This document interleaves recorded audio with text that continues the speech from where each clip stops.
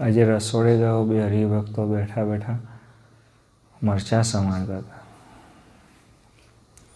એક હરિભગત વાસણો ઉટકી નાખ્યા. સહજ જ આવેલા.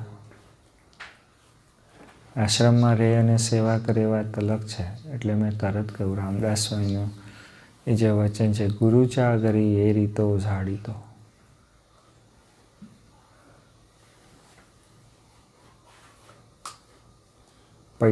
પૈસાથી જ સેવા થશે એવું નથી.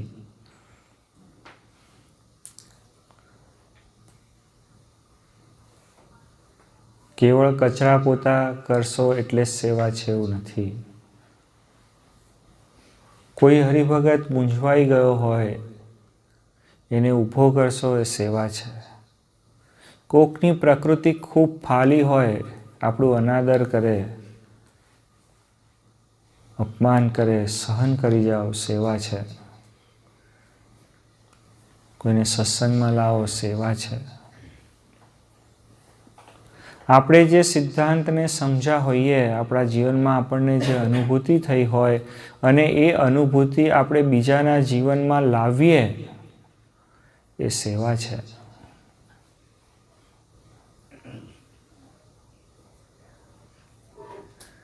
જન્મારો શાના માટે છે એ વાતનો વિચાર કરીએ તો ખબર પડે.